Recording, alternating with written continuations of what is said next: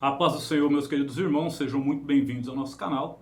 Meu nome é Wagner Vieira, sirvo a Deus na Yadbir, Igreja Evangélica Assembleia de Deus, Ministério do Belém, na cidade de Birigui, São Paulo.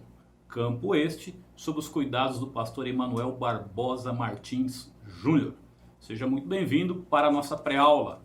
Estamos iniciando hoje a revista do primeiro trimestre do ano de 2021, que traz o tema O Verdadeiro Pentecostalismo. Nós estaremos estudando as doutrinas da verdade pentecostal. A primeira lição traz por título A Pessoa do Espírito Santo. O comentarista da lição desse trimestre é o pastor Ezequias Soares, pastor presidente na cidade de Jundiaí, São Paulo. É presidente da Comissão de Apologética da CGDB, é presidente também do Conselho de Doutrina da CGDB, da Convenção Geral das Assembleias de Deus no Brasil. É graduado em Letras Orientais pela USP, conhece profundamente o hebraico e com certeza é um homem bastante capacitado para comentar a revista desse trimestre. O textuário da primeira lição nos diz assim: E não entristeçais o Espírito Santo de Deus, no qual estáis selados para o dia da redenção. Quero destacar aqui duas palavras: no qual estáis selados. A ideia de selo dá a ideia de propriedade. Na antiguidade era muito comum os proprietários selarem os seus animais para que eles pudessem ser identificados quando estivessem misturados entre outros, da mesma espécie. E assim somos nós somos selados, é um título de propriedade, nós somos propriedade de Deus. E ele coloca aqui para o dia da redenção. Isso fala da atuação do Espírito Santo na redenção do homem, na redenção da humanidade. A verdade prática diz assim: somente a Bíblia revela a verdadeira identidade e as obras do Espírito Santo, um tema que nós pentecostais vivenciamos. É importante frisar isso, que somente a Bíblia revela essas coisas, porque existem algumas seitas que colocam os seus escritos, os escritos dos seus líderes em pé de igualdade com a Bíblia.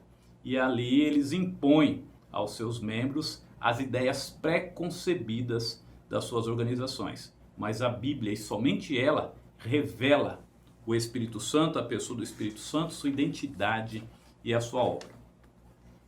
A introdução vai nos dizer assim: os pentecostais são conhecidos por suas relações e experiências com as manifestações do Espírito Santo. De fato, os pentecostais, nós damos muita ênfase à experiência do homem com o Espírito Santo.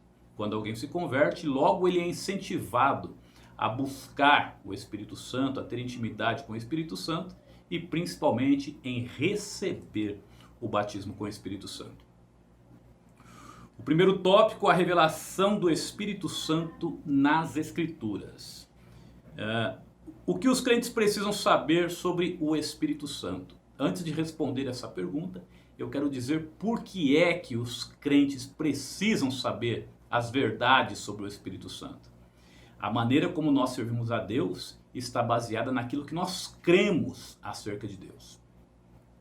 Em João no capítulo 7, verso 12, houve uma dissensão acerca da pessoa do Senhor Jesus, e uns diziam, é profeta, outros diziam, não, ele engana o povo.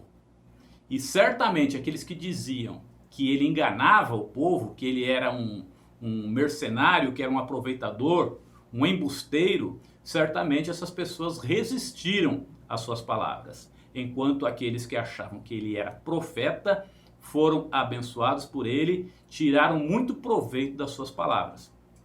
Então a maneira como nós cremos, ela faz toda a diferença na nossa atitude, na nossa maneira de viver o nosso dia a dia. E ele coloca aqui os que os crentes precisam saber sobre o Espírito Santo. E ele põe sobre a sua divindade, o Espírito Santo é Deus, sobre a sua personalidade, o Espírito Santo é uma pessoa, sobre os seus atributos divinos, as suas obras de acordo com a revelação bíblica. A Bíblia vai apresentar o Espírito Santo como Deus. No Velho Testamento, o termo que vai apresentar o Espírito Santo é Ruach, no hebraico. É Ruach, que pode e é traduzido na Bíblia como vento, sopro ou espírito. E pode se referir tanto ao Espírito Santo como ao Espírito do homem. Por isso, as seitas se aproveitam disso, de não ter apenas uma interpretação, e fazem assim as suas interpretações de acordo com as suas conveniências, dizendo que o Espírito Santo é apenas uma força, por ele poder ser traduzido, a palavra poder ser traduzida como vento. No Novo Testamento, que é original em grego, nós temos o termo pneuma, de onde vem o termo pneumonia, que dá a ideia de pulmões, ar. Então, a ideia é a mesma do Velho Testamento. E quando aparece o termo pneuma, pode ser traduzido por vento, por ar ou por espírito. Então, diz também respeito ao Espírito Santo. Subtópico 1, divindade. A deidade absoluta do Espírito Santo é revelada nas Escrituras Sagradas. A Bíblia Sagrada apresenta o Espírito Santo como Deus. E como é que nós podemos ter certeza disso? Por que é que nós temos certeza que Jesus é Deus? Porque os atributos divinos são apresentados nele.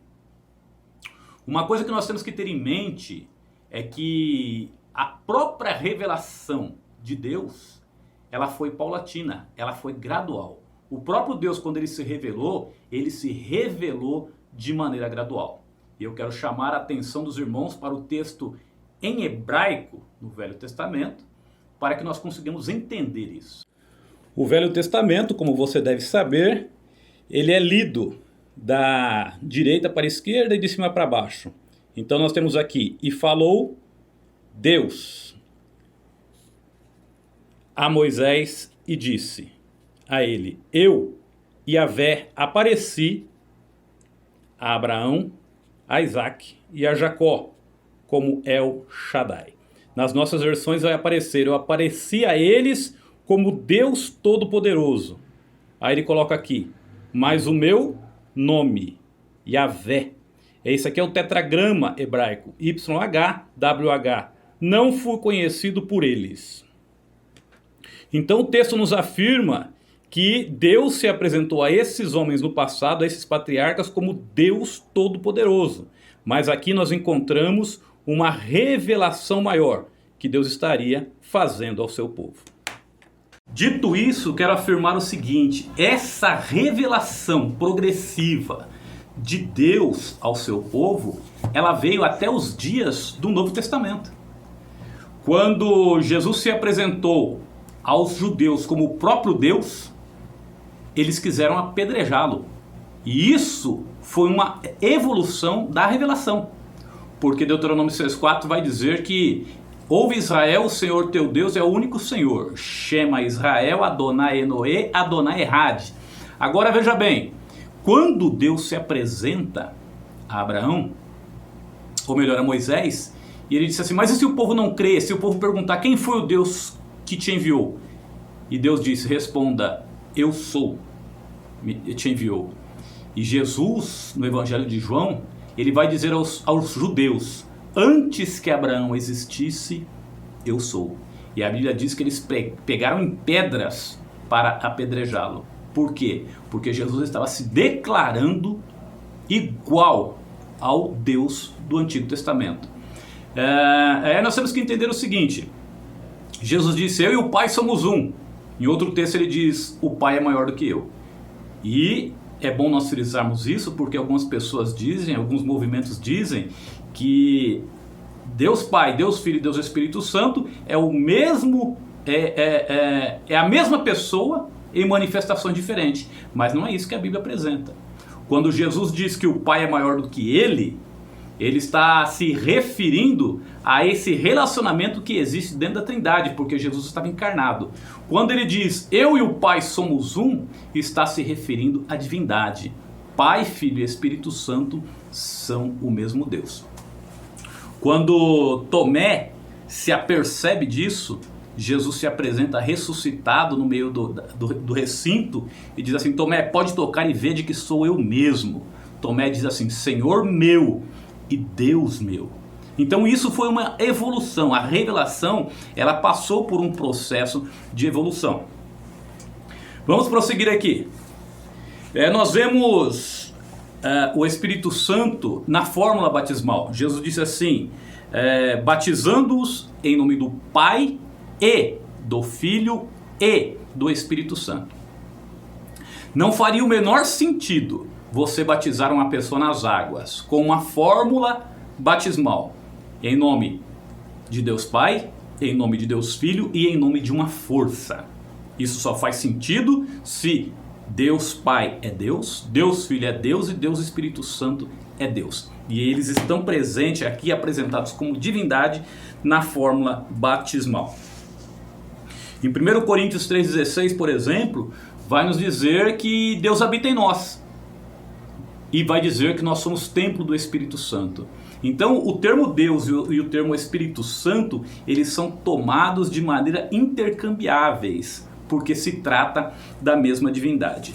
E isso acontece também em Atos no capítulo 5, verso 3 e 4, quando Pedro estava falando com Ananias e diz assim: Ananias, por que encheu Satanás o teu coração para mentires ao Espírito Santo? Não mentiste aos homens, mas a Deus. Ora, Ananias mentiu a quem? Ao Espírito Santo ou a Deus? Porque o texto apresenta a mesma coisa. A ideia é a mesma, são termos intercambiáveis, porque está se referindo à mesma divindade. Subtópico 2, personalidade. A Bíblia apresenta o Espírito Santo como pessoa. As características que mostram que uma pessoa é pessoa são principalmente intelecto, vontade e emoção. Um animal, um cachorro, por exemplo, ele tem vontade? Claro que tem. Ele tem emoção? Claro que ele tem. Tanto é que o cachorro chora, muitos cachorros ficam depressivos quando seus donos vão viajar, isso é emoção. Agora eu te pergunto, ele tem intelecto? Claro que não. As coisas que ele faz por instinto. Tanto é que um cachorro de 2 anos, 3 anos, 4 anos, 5 anos, ele vai repetir sempre as mesmas coisas. Porque o seu instinto já aprendeu tudo que tinha que aprender. Ele não tem intelecto. Diferente do homem que tem intelecto. Eu, por exemplo, sei coisas que você não sabe. Você sabe coisas que eu não sei, porque você estudou essas coisas. Isso é intelecto. E a Bíblia vai apresentar o Espírito Santo como um ser inteligente, vai apresentar o Espírito Santo como um ser que tem vontade própria e que tem emoções. Ele tem emoções, pode ser entristecido, por isso Paulo vai dizer: não entristeçais o Espírito Santo, pelo qual estáis selados para o dia da redenção, que é o nosso texto áureo. Então o Espírito Santo, ele pode ser entristecido. No livro de Atos nós vamos encontrar quando na igreja de Antioquia o Espírito Santo comissionou missionários. Ele disse assim: apartai-me Barnabé e a Saulo para a obra que eu os tenho chamado. O próprio Espírito Santo escolheu, significando que ele tem vontade. Algumas seitas tentam nublar essa verdade dizendo o seguinte: no livro de Provérbios, no capítulo 1, no verso 20, a sabedoria, ela também toma decisão, ela também fala, ela grita, ela clama, e nem por isso ela é uma pessoa. E nós temos que entender o seguinte: personificar não é personalizar. Ali nós vemos a sabedoria personificada. Agora, o Espírito Santo, ele é uma pessoa, e a Bíblia apresenta o Espírito Santo como pessoa. Atributos divinos. Nós vamos encontrar no Espírito Santo os mesmos atributos que nós encontramos em Deus. O que são atributos? São aqueles traços que marcam uma pessoa. Se você for me descrever para alguém, você vai dizer que eu sou moreno, que eu uso óculos, vai dizer que eu sou grisalho, de maneira que eu não poderei ser confundido com alguém loiro, branco, de olhos azuis, porque os meus atributos são outros. E Deus tem os seus atributos comunicáveis e incomunicáveis. Quais são os atributos comunicáveis? Aqueles atributos que nós conseguimos encontrar no ser humano. Você, por exemplo, você tem uma capacidade de amar. Deus tem uma capacidade infinita de amar. Isso são atributos comunicáveis. Deus comunicou com o ser humano o seu amor. Por isso o ser humano tem essa capacidade de amar. Tem a capacidade de ser bom, Isso são atributos comunicáveis. Existem os atributos incomunicáveis, são aqueles que nós só encontramos em Deus. Deus é onipotente, Ele pode todas as coisas. Deus é onisciente, Ele está em todos os lugares ao mesmo tempo. Ou melhor, Deus é onipresente, Ele está em todos os lugares ao mesmo tempo. Ele é onisciente, Ele sabe todas as coisas, no passado, no presente, no futuro, o que eu estou pensando agora, o que toda a humanidade está pensando nesse exato momento. Isso são atributos divinos que nós encontramos no Espírito Santo. Ora, se nós encontramos atributos divinos no Espírito Santo, nós só podemos chegar à conclusão de que o Espírito Santo é Deus. João, quando recebeu a revelação ali na ilha de Patmos, ele ficou tão extasiado com tudo aquilo que ele estava recebendo, que no meio de toda aquela glória ele quis adorar o anjo.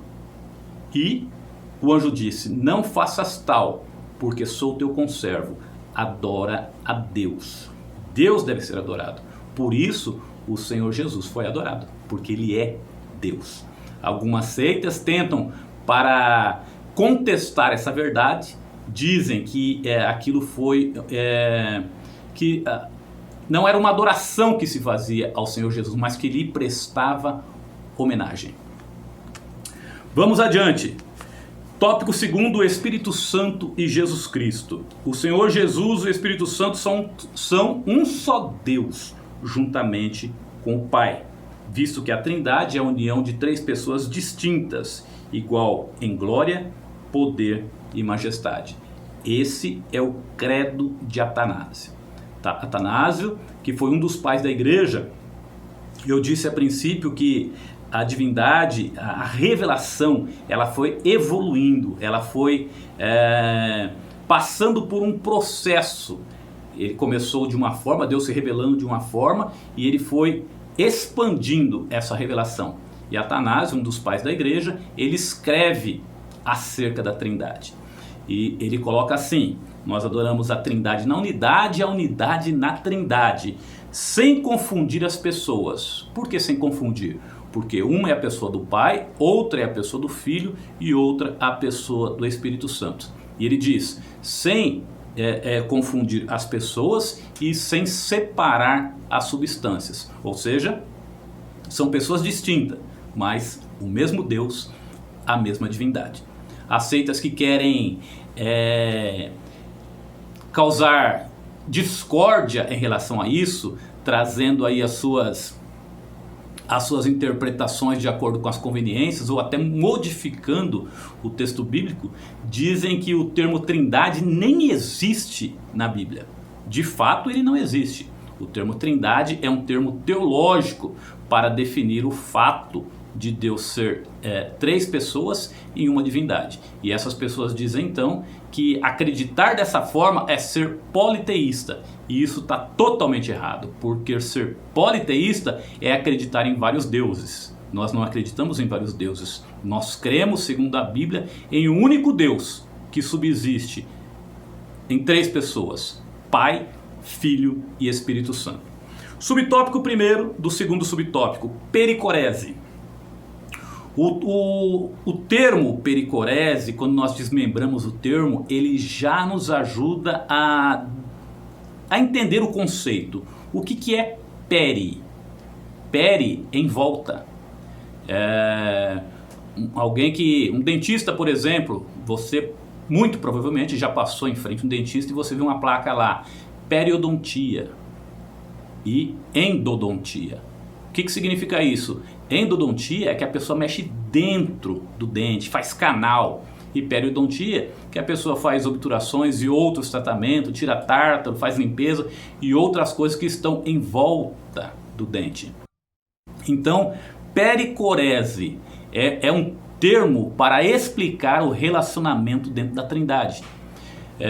Conta-se que essa definição nasceu de uma brincadeira, quando as crianças ficavam em volta, ficavam em círculo e ficavam rodando, e uma pessoa ficava dentro, uma outra criança ficava dentro do círculo.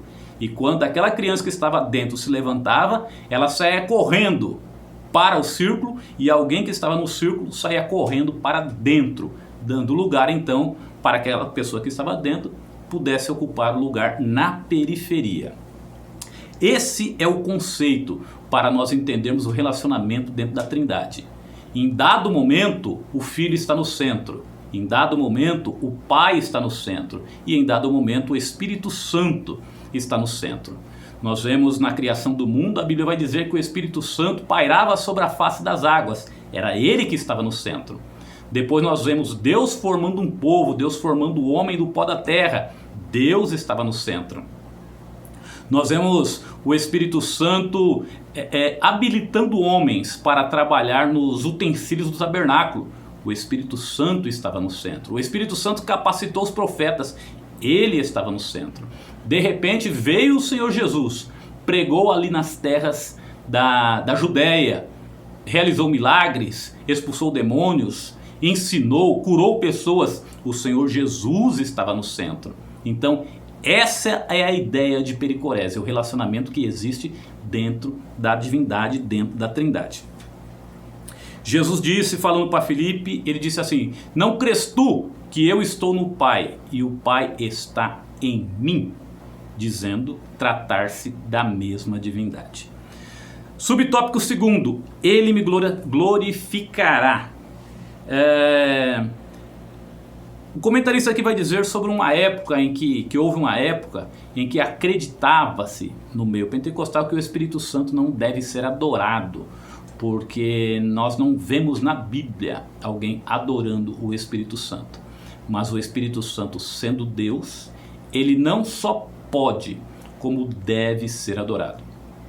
É claro que dentro da Trindade existe uma relação entre eles. E o próprio Senhor Jesus disse assim: glorifica-me a mim, para que eu glorifique a ti. Então nós podemos entender que essa relação dentro da Trindade é sempre transmitir glória um para o outro. Subtópico terceiro, o efeito prático da pericorese, o efeito prático dessa relação dentro da Trindade. Quando nós estamos num culto e nós começamos a adorar a Deus e nós dizemos glória a Deus, para quem é esse glória? Pai, Filho ou Espírito Santo? É claro que é para a Trindade, é para a divindade. Esse mesmo Deus, esse único Deus que subsiste em três pessoas: Pai, Filho e Espírito Santo. Alguém pode dizer, mas é difícil entender isso. E o que nós podemos argumentar é o seguinte: é claro que é difícil, nós estamos falando de Deus. Muitas vezes não cabe na mente humana um Deus subsistente em três pessoas. Existem muitas pessoas que tentam ilustrar como isso pode ser feito. Alguns dizem do ovo, por exemplo. A casca não é o ovo, a clara não é o ovo, a gema não é o ovo, mas a união dessas coisas, dessas três coisas, forma o ovo. E isso é uma ilustração bastante interessante. A dificuldade que a gente tem é que o ovo não é pessoa, e aí começa a ficar mais difícil. Mas quem disse que Deus pode ser compreendido pela mente humana? Aliás, é muito natural que não seja compreendido pela mente humana. Nós estudamos na lição passada acerca do livro de Jó, e Jó mesmo dizia: eu falava de coisas que eu não conhecia. Eu falava de coisas que eram grandes demais para mim, e é natural que em relação à divindade também aconteça dessa forma. Ele vai argumentar aqui sobre o credo de Atanásio, que nós adoramos a Trindade na unidade, a unidade na Trindade. Subtópico 4, consubstancial com o Filho. Consubstancial quer dizer da mesma substância. O Senhor Jesus prometeu enviar o Consolador e o identifica com o Espírito Santo. O termo que Jesus usou aqui é alon parakleton, significa outro Consolador. Esse termo outro significa outro da mesma espécie. Então, quando o Senhor Jesus diz que ele iria para o Pai e ele enviaria um outro Consolador, significa que ele enviaria um Consolador nas mesmas condições, com a mesma capacidade que o próprio Senhor Jesus tem. Então nós entendemos que é alguém da mesma natureza, da mesma espécie, ou seja, é o mesmo Deus. Tópico terceiro, o Espírito Santo age no mundo e no ser humano. A ação do Espírito, ela não se restringe somente ao coração humano. a gente vê o Espírito Santo atuando desde a eternidade passada. Quando a Bíblia diz que o Espírito Santo pairava sobre a face das águas, o que nós temos que imaginar é como se fosse uma galinha chocando seus pintinhos. O Espírito Santo estava ali cuidando. E quando Deus disse, haja, o Espírito fez. É interessante notar que a Bíblia diz que Deus fez tudo pela sua palavra.